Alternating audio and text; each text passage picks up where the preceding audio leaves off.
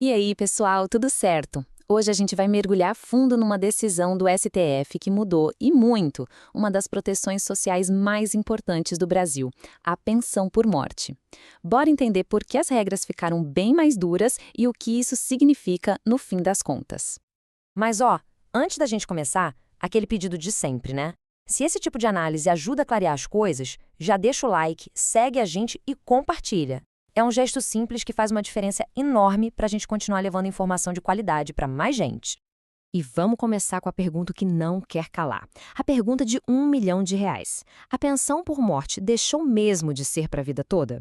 A resposta, sem rodeios, é: para muita gente, sim. E é justamente essa virada de chave que a gente vai desvendar aqui, passo a passo. Bom, para a gente entender o porquê dessa mudança toda, primeiro a gente precisa dar um passinho para trás. Como é que funcionava a pensão por morte antes? E qual era o problemão que o governo dizia que precisava resolver? Ok, de maneira bem direta, a pensão por morte é aquele benefício que o INSS paga todo mês para os dependentes de um trabalhador ou aposentado que faleceu. É basicamente a rede de segurança da nossa Previdência. Pois é, e é aqui que o nó começa a apertar. Antes, a regra era clara. A pensão era vitalícia para o resto da vida. Só que o governo viu nisso uma espécie de bomba relógio para as contas públicas. Pensa bem, as pessoas estão vivendo mais, o que é ótimo, claro, mas para a Previdência isso significava pagar o benefício por muito, mas muito mais tempo do que o sistema foi planejado.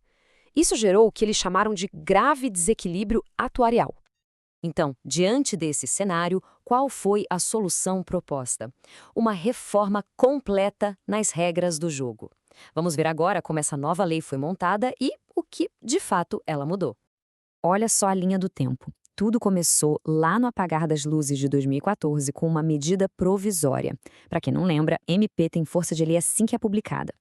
Aí, uns 6 meses depois, em junho de 2015, o Congresso bateu o martelo e transformou a MP na Lei 13.135.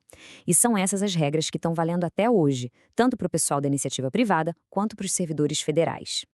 Ok, então a lei nova chegou com duas exigências básicas para que o cônjuge ou companheiro pudesse receber a pensão por um tempo maior. Anota aí. Primeiro, o falecido precisava ter, no mínimo, 18 contribuições mensais para a Previdência. E segundo, o relacionamento, seja casamento ou união estável, tinha que ter pelo menos 2 anos na data da morte.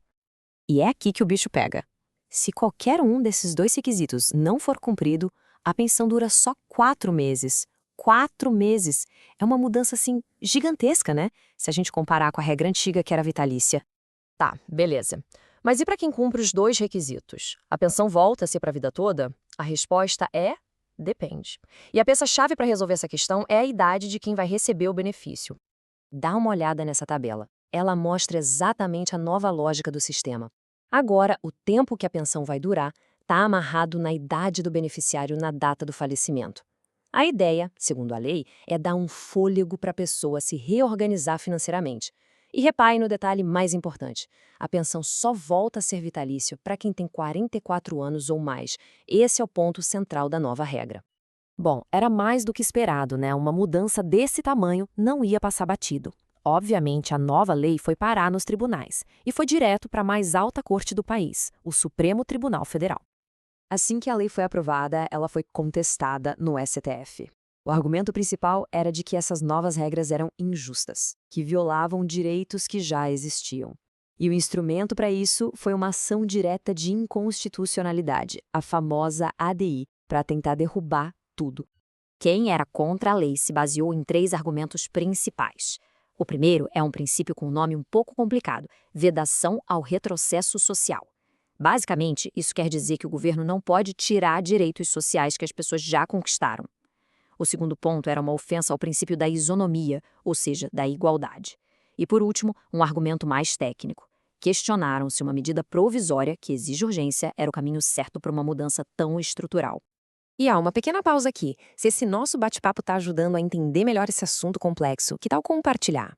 Levar informação de qualidade para mais gente é o nosso grande objetivo. E um simples compartilhamento ajuda demais o canal a crescer e a gente continuar esse trabalho. Pois bem, depois de um longo debate jurídico, o STF finalmente deu a sua palavra final sobre o caso, colocando um ponto final na discussão.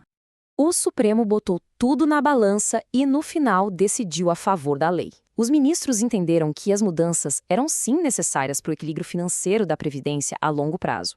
Eles consideraram as regras razoáveis e proporcionais, dizendo que a escala de idades dá um tempo justo para a pessoa se reorganizar e, se for o caso, voltar ao mercado de trabalho. E, por fim, disseram que tudo isso está alinhado com o caráter contributivo do sistema, ou seja, a ideia de que os benefícios vêm das contribuições feitas. E essa decisão do STF virou o que a gente no direito chama de tese fixada.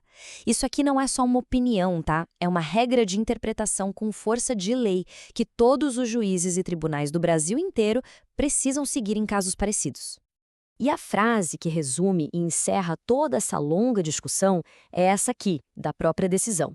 A lei não importou em violação do princípio da proibição do retrocesso social ou em ofensa ao princípio da isonomia.